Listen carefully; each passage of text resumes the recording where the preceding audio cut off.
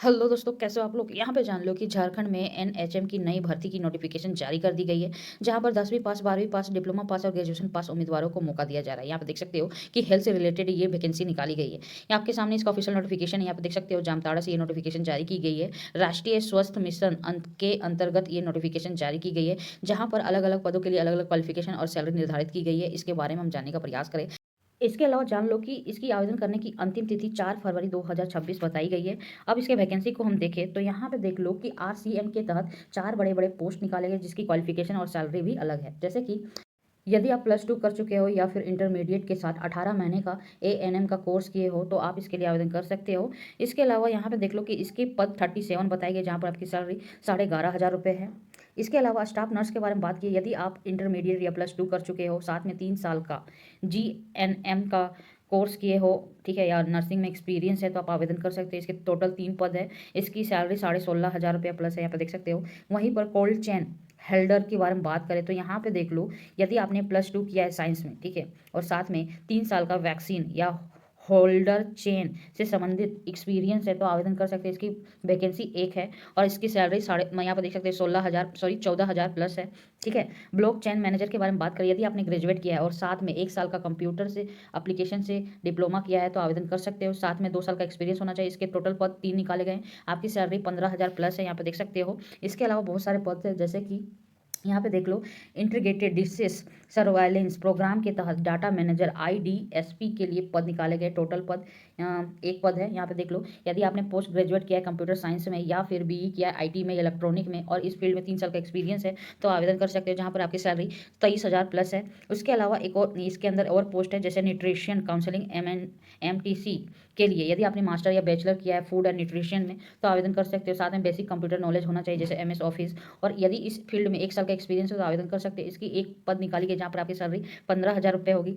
इसके अलावा बहुत सारे पद हैं, जैसे कि स्टाफ नर्स SNCU के लिए, यदि आप 12 पास हो और 3 साल का GNM का कोर्स किए हो, नर्सिंग में एक्सपीरियंस है, तो आवेदन कर सकते हैं। इसकी टोटल पद 9 है, यहाँ पे देख सकते हैं, और इसकी सैलरी 16,000 रुपये प्लस है।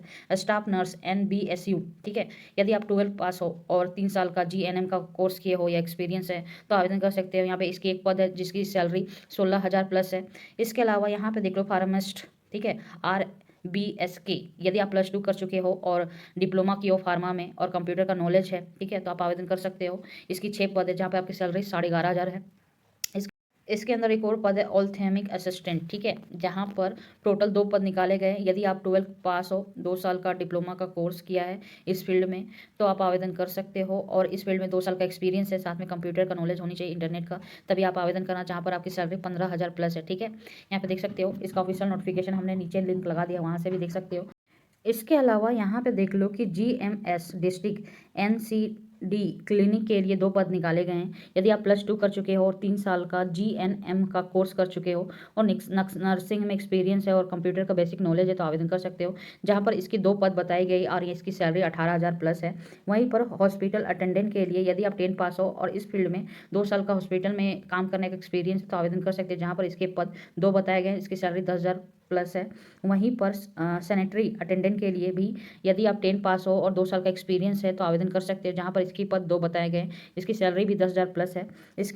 इसके अलावा रिहैबिलिटेशन वर्कर के लिए, यदि आपने +2 किया है और इस फील्ड से रिलेटेड 1.5 साल का, ठीक है, आपने कोर्स किया है और 1 साल का एक्सपीरियंस है, तो आप आवेदन कर सकते हैं, जहाँ पर इसके 3 पद है। आपकी सैलरी 21,000 प्लस है। वहीं पर नेशनल हेल्थ प्रोग्राम से रिलेटेड 2 पद निकाले गए हैं, यहाँ पे देख सकते हो। क्लिनिक साइकोलॉजी, यदि आपने मास्टर की डिग्री साइकोलॉजी में लिया है और आप इसका एक्सपेरिमेंट कर रहे हैं मेडिकल फील्ड में, तो आप आवेदन कर सकते हो, जहाँ पर आपकी सैलरी 34,000 प्लस होगी।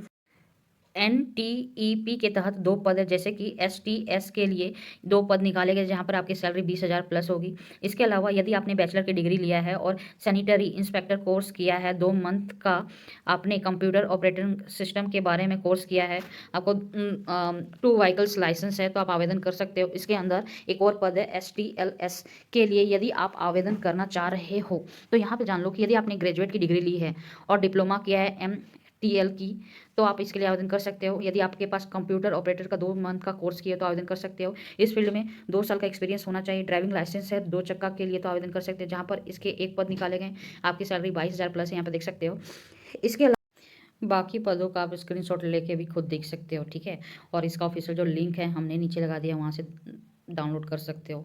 इसकी आयु सीमा के बारे में बात करें तो न्यूनतम उम्र 21 वर्ष बताई गई है। बाकी जिस श्रेणी से आने वाले उम्मीदवारों की आयु अधिकतम उम्र अलग-अलग है, यहाँ पे देख सकते हो।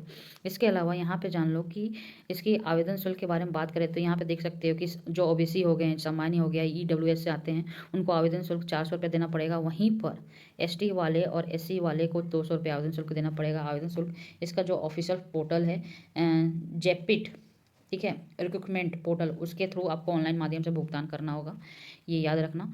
और इसके चयन प्रक्रिया के बारे में बात करें तो आपके क्वालिफिकेशन और एक्सपीरियंस के आधार पर शॉर्टलिस्ट किया जाएगा। देन इंटरव्यू या रिटर्न एग्जाम के लिए आपको खुद बुलाया जाएगा। आवेदन कैसे करोगे तो यहाँ पे देख लो, इसका जो ऑफिशियल वेबसाइट है ना, उसके माध्यम से आवेदन करना होगा। आवेदन करने की अंतिम तिथि 4 फरवरी 2026 बताई गई है। इसका सब लिंक हमने नीचे मेंशन कर दिया है, वहाँ से देख लो, ठीक है। चलो बाय, टेक केयर। ये वीडियो कैसा लगा तो प्लीज़ लाइक करो, शेयर करो, सब्सक्राइब। चलो बाय, टेक केयर।